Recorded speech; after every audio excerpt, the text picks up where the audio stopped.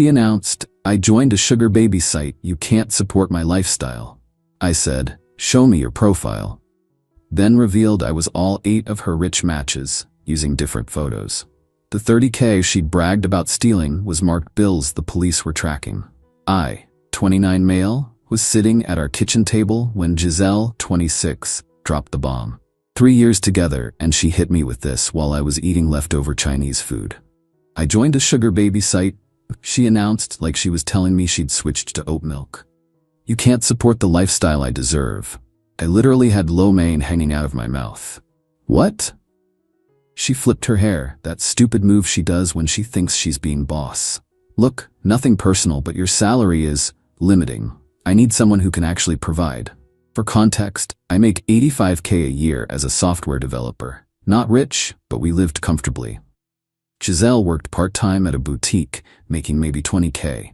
Guess whose money paid for her BMW lease, her monthly spa treatments, and her collection of designer bags? "So you're, what? Dating other men for money?" "It's not dating," she rolled her eyes. "It's an arrangement. These men understand the value of my companionship." The audacity. I stayed calm though. "Show me your profile." She actually laughed. "Why? Jealous? Want to see what real success looks like?"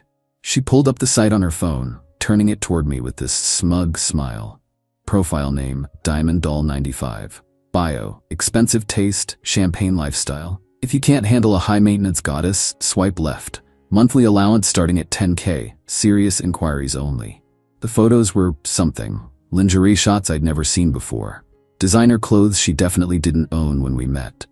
"How long?" I asked. 2 months. Already have 8 generous daddies lined up. Made 30K so far. She was bragging. "One of them owns a tech company. Another has a yacht. They appreciate what I bring to the table."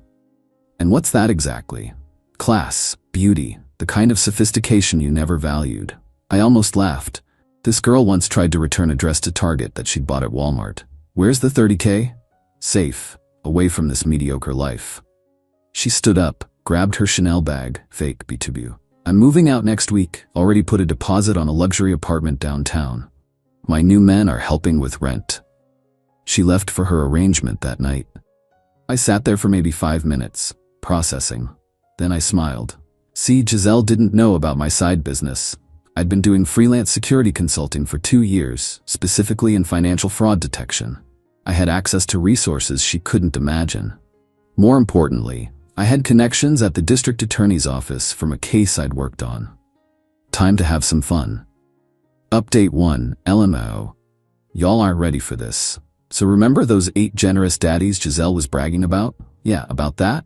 I spent 3 days creating something beautiful. 8 different profiles on that sugar site, each with a complete backstory. Jackson, tech entrepreneur, 34. Dimitri, real estate mogul, 41. Alejandro, investment banker, 38. Kenji, crypto millionaire, 29. Philippe, art dealer, 45. Rohan, surgeon, 37. Bruno, hotel chain heir, 33. Garrett, hedge fund manager, 40. Used AI for the photos, created fake LinkedIn profiles, burner phones for each, the works. My freelance income? Perfect for funding this operation. But here's the genius part. I'd already been documenting her spending for weeks. See, when she said she made 30K, she'd been stealing from my emergency fund. I'd noticed withdrawals, but wanted to see how far she'd go. Every withdrawal was documented, recorded, reported to my lawyer. I matched with her as all 8 profiles. The messages she sent, holy entitlement. Batman to Jackson. "Baby, I need 5K for a shopping spree. A goddess like me shouldn't wear department store clothes." Dimitri, "My rent is 3K this month. I know you understand a woman of my caliber needs the right environment." To Philippe, "There's this Cartier bracelet that would look perfect on me. Only 8K. That's nothing to you, right?" Each persona I created had a different texting style. She was juggling conversations like a pro, sending lingerie pics, making promises about exclusive arrangements. The best part? Every dollar I sent was marked. Literally. I worked with my detective friend Troy, owed me a favor, to use bills from a recent evidence seizure that were photographed and cataloged, completely legal for controlled operations with proper authorization. 3 days in, she texts me, the real me, "Moving out tomorrow. My new place is sick. You could never." I replied, "Cool, good luck." She sent a selfie from her new apartment. I recognized it. She was at a hotel. The deposit she paid, that was my money she stole, thinking she was getting more from her sugar daddies. Meanwhile, Alejandro asked her, "Baby, can we meet Thursday? I want to spoil you properly." Her, "Of course, where should I meet you?" Alejandro, "Ritz-Carlton Bar, 8 p.m. Wear something stunning. I have a surprise." She sent back heart emojis and started planning her outfit immediately in my apartment that she hadn't moved out of yet. Thursday was going to be a lit. Update 2. Okay, so Thursday arrived. Giselle spent all day getting ready. Hair salon, nails, spray tan, the works. All paid for with the marked bills Dimitri had sent her for self-care. She left at 7:30 wearing a dress she bought with Jackson's money, jewelry from Philippe, and shoes from Bruno. Girl looked like a walking evidence locker. I was already at the Ritz-Carlton. Not alone though. Troy was there with his partner, Detective Monica Reeves. They had a whole file ready. 8 p.m. Giselle walks in looking around for Alejandro. I texted from the burner. "Running late, baby. Order champagne. I'll cover it." She orders a $300 bottle. Doesn't even hesitate. 8:15 p.m. I walk over. "Hey Giselle." Her face went white. "What are you doing here?" "Meeting my girlfriend. Or should I say, Diamond Doll 95. I don't know what you're." I pulled out my phone, showed her all 8 conversations. "Jackson says hi. So does Dimitri. Oh, and Philippe wanted me to tell you that bracelet looked better in the store." The transition from confusion to rage to fear was beautiful. You catfished me?" "Catfished? Nah, I'd call it fraud investigation. See those nice officers at the bar?" She turned. Troy and Monica were walking over. "Miss Giselle Hoffman?" Monica's voice was pure professionalism. "We need to discuss the $30,000 in stolen funds you've been spending." "What? I didn't steal anything. Those men gave me that money." I smiled. "Those men don't exist. But the money you took from my emergency fund? That's real and documented. Every single withdrawal." Troy stepped forward. "Ma'am, we've tracked $30,000 in marked bills that were reported stolen. They've been used at..." He pulled out a list. "Nordstrom, Chanel, Louis Vuitton, the Marriott downtown." I didn't. "The serial numbers match," Monica added.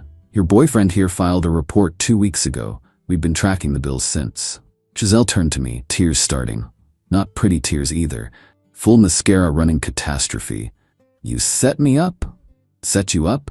You announced you were leaving me for sugar daddies. You stole from me. You bragged about it. I just facilitated your fantasy. This is entrapment." Troy actually laughed. "Ma'am, entrapment is when law enforcement induces someone to commit a crime they wouldn't otherwise commit. You stole the money before any of this started. We just tracked where you spent it." "But wait, it gets better. Remember that luxury apartment she put a deposit on?" "Yeah, she'd used my information as a cosigner without my knowledge. The landlord called me that morning because the deposit check bounced. Turns out you can't deposit money orders from fake sugar daddies. Also," I added, "Jerome from your boutique called. Something about missing inventory? Apparently some of those designer pieces you've been flaunting match their missing items list." Now she was sobbing. "You destroyed my life." "No, babe, you destroyed your own life. I just documented it." Monica stepped forward with the cuffs. "Miss Hoffman, you're under arrest for grand theft and fraud. You have the right to remain silent." As they led her away, she screamed, "I hate you. You're nothing, a nobody. I deserved better." I sipped her $300 champagne. Cool. The bartender who'd watched everything poured me another glass. On the house, man. That was epic. Update 3. So it's been 2 weeks since the arrest, and hoo boy did the entitled circus come to town. First, her mom Diane called me crying, not apologizing, crying about how I'd ruined her baby's future. She was just confused. Young women make mistakes. "Diane, she stole $30,000. You make that in 4 months? That's not how theft works, Diane. You could have just let her go. Why did you have to involve police?" "She stole $30,000. Stop being dramatic. You got it back, didn't you?" "I hadn't, actually. Most of it was spent." But Diane didn't need to know that yet. Then came her best friend, Lucia. This girl showed up at my apartment at 11 p.m., wine drunk, demanding I drop the charges. "You're such a small man," she slurred. "Gigi was just trying to level up, and you couldn't handle it." "Level up?" She committed felony theft. She was exploring her options. Men do it all the time. Men steal $30K and call it exploring options? You know what I mean. Rich men trade in wives for younger models constantly. Okay, but they don't usually steal from their current wives first.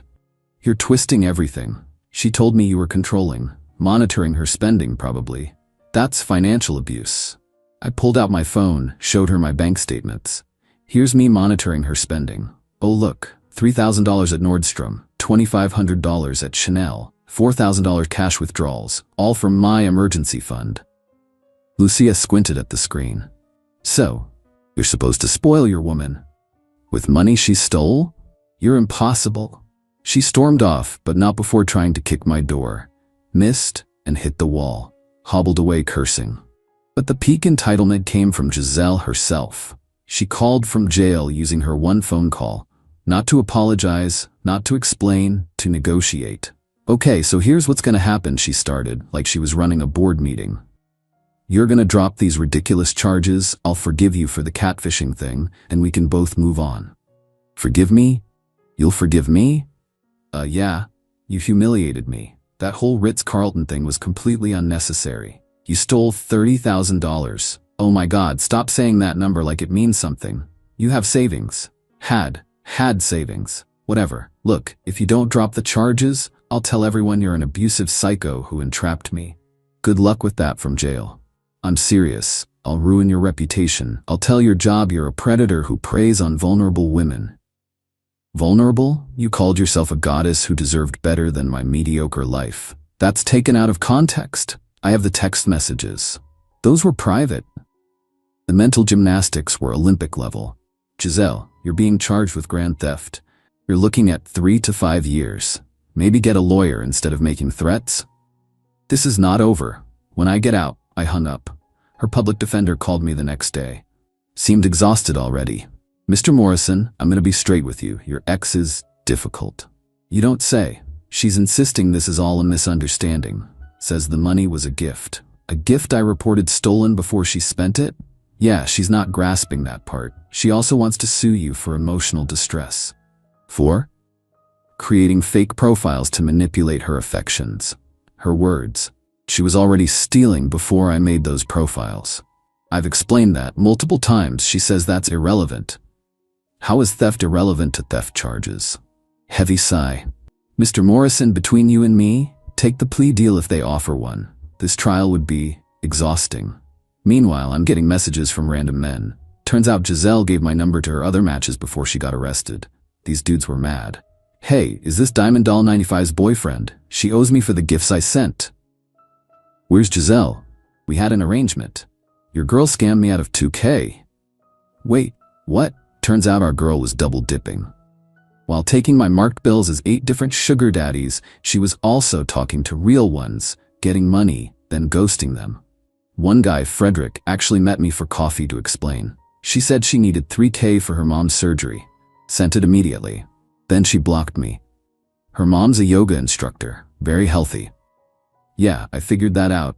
She hit up my brother too. Different sob story. Something about escaping an abusive ex. Let me guess, I'm the abusive ex?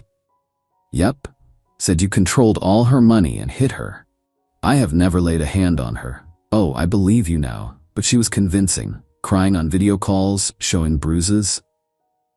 Bruises? He showed me screenshots. She had bruises all right from her CrossFit class. I know because I paid for that membership and she'd posted about the tough workout on Instagram the same day. How much did she get from you guys total? Frederick pulled out his phone, did some math with his brother. Between us, about 8K. Jesus. There's a group me chat. Hold on. He added me to a group called Diamond Doll 95 Victims, 23 members. The stories were all similar. Medical emergencies, escaping abuse, family crises. The total? Over 50K. In 2 months, one guy typed, "We should press charges." Another, "Already did. Detective Reeves has my statement." Monica Reeves, my Troy's partner. This was beautiful. I called Troy, "You guys building a case?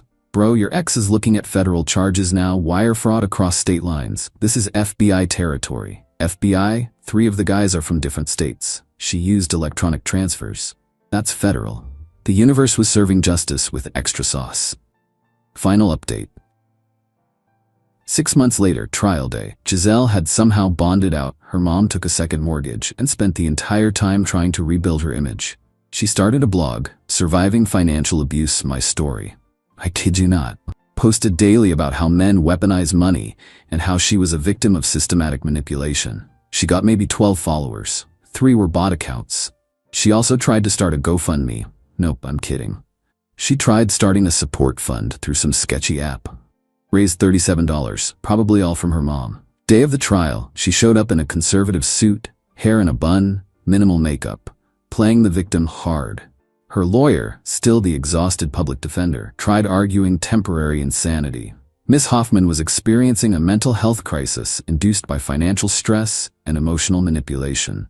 The prosecutor, a sharks in heels woman named Tamara, wasn't having it. Your Honor, Miss Hoffman systematically defrauded 23 men over 2 months, stealing over $80,000 total. She created elaborate lies, fake emergencies, and false abuse allegations. This wasn't insanity. It was a business plan. They played recordings of Giselle's jail calls. Remember she had more than one? Yeah, she called Lucia too. Girl, when I get out, I'm gonna start a makeup line for wrongfully accused women. This whole experience has been so traumatic, but also like inspiring. I'm thinking of calling it Innocent Glow. The judge actually rubbed his temples. Then came character witnesses. Diane took the stand. My daughter is a good girl who just wanted nice things. Is that a crime? No, but theft is. She didn't know it was theft. She thought those men were giving her gifts, the men that didn't exist. Well, she didn't know that. She didn't know her own boyfriend was creating fake profiles. He tricked her. He's manipulative. The judge, ma'am, your daughter stole money before the fake profiles were created. Please focus on the timeline. Diane huffed. I don't see why timeline matters. The point is, she suffered enough. Then came my testimony.